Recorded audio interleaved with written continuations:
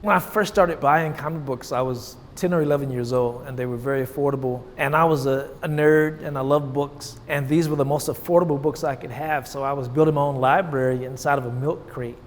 And as my careers changed and I had a chance to have more expendable income, I really was able to make a larger investment in high-end art and action figures. And by then, it was already an obsession. And the first comic book character I saw of color, I was actually stunned by the image because I'd never seen it before, and I had not expected. I had grown to expect that people who looked like me would not appear on the covers of books or magazines or be the storyline or even be on television. So I didn't realize how hungry for it I was.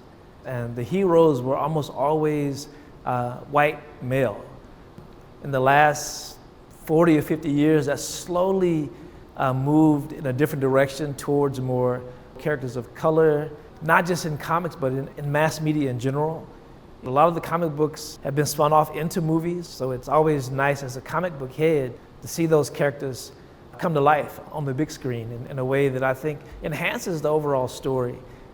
There are so many stories like that. Black Panther is a fictional story, but there are probably 500 other individuals whose real life stories are worthy of that same kind of treatment.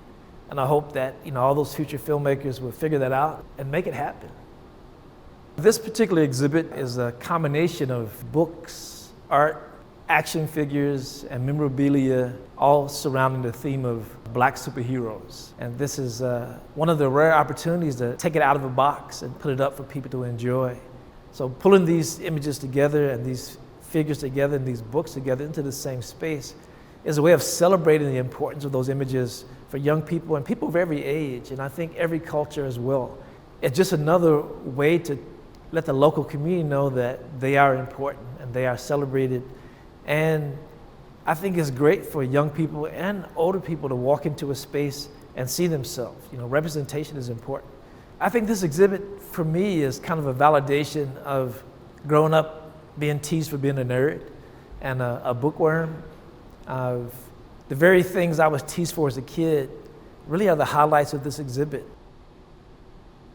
I hope anybody who considers themselves a comic nerd or a collector, finds their way to this exhibit.